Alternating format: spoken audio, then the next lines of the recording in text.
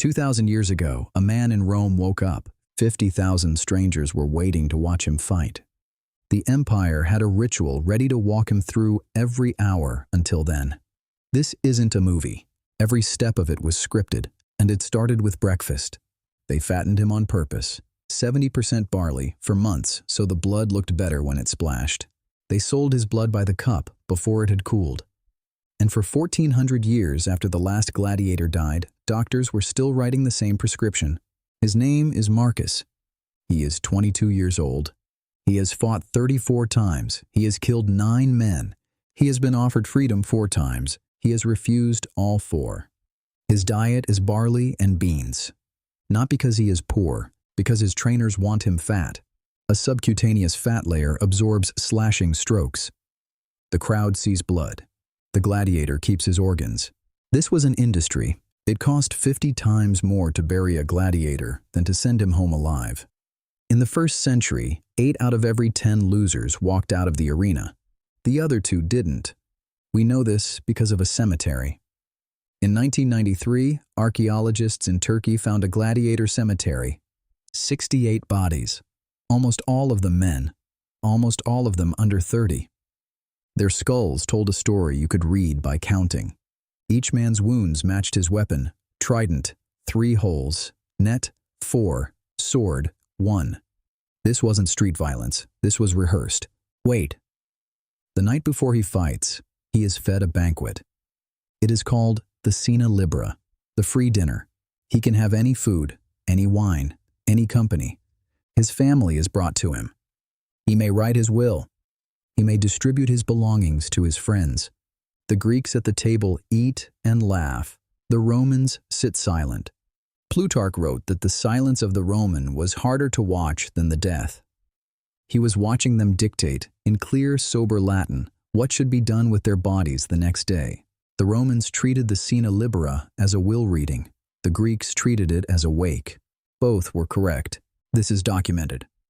At dawn, his lanista inspects his weapons. This is the probatio armorum. A blunt sword means a long fight. A long fight means a slow death. A sharp sword is a kindness. The lanista runs his thumb along the edge. He nods. A blunt sword wasted 1,000 denarii of investment. The lanista's mercy was not mercy. It was accounting. It gets worse. He must walk to the Colosseum in front of the crowd. This is the pompa, the procession. A tibucin plays a flute beside him. Priests carry small statues of the gods in front. A boy carries a wax tablet listing the matches and the names of the dying. The crowd is allowed to touch him. A woman ties a piece of red wool to his wrist for luck. A child asks him to bless a coin. A bookmaker quietly asks if he plans to lose. The crowd that touches him now will pay to watch him bleed in 3 hours. The pompa ends at the Porta Sana Vivaria, the gate of life. Most fighters who walk through this gate also walk back through it. The 2 who don't exit through a different gate. A hooded figure waits beyond it. If the gladiator on the sand is still moving when the verdict comes in, Karen makes sure he stops. This isn't theater. This is staffing. And then they drank him. When a gladiator fell, the spectators in the front row had a privilege. A servant of the games would catch the warm blood from the wound in a clay cup. The cup had to be filled before the blood went cold. Cold blood, they believed, had lost its virtue. He would sell it. It was a cure for epilepsy. A Roman with the falling sickness was told that warm gladiator blood, drunk from the dying man, would heal him.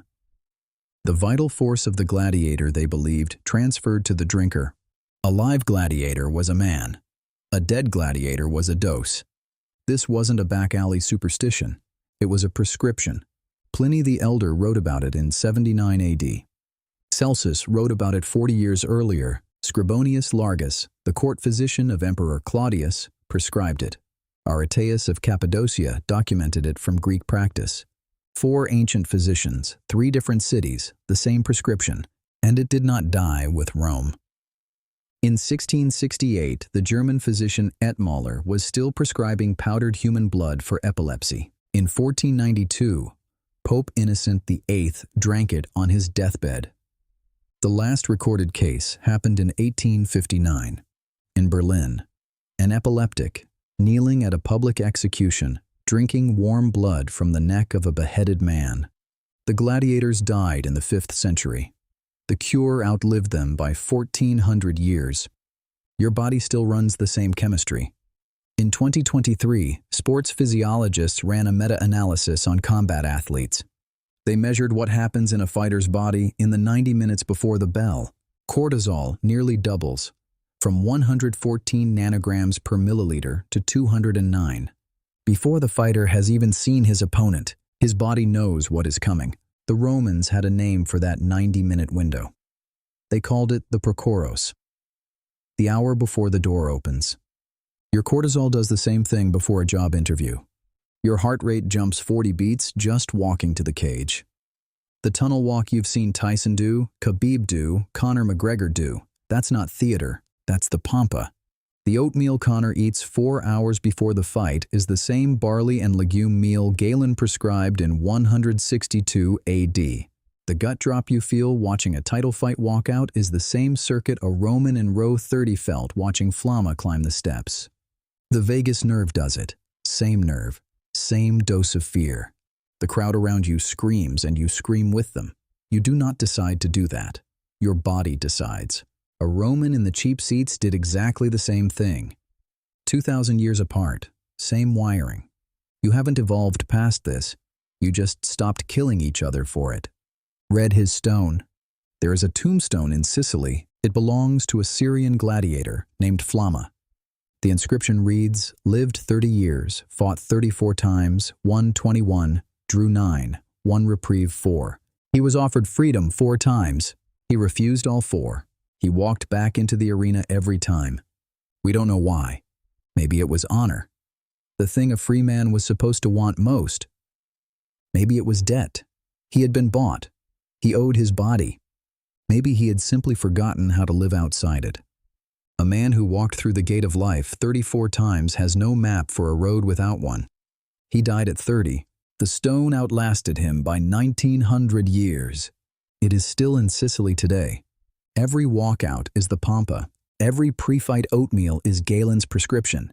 Every cortisol spike before a job interview is the prokoros. We did not invent any of this. We just stopped calling it what it is.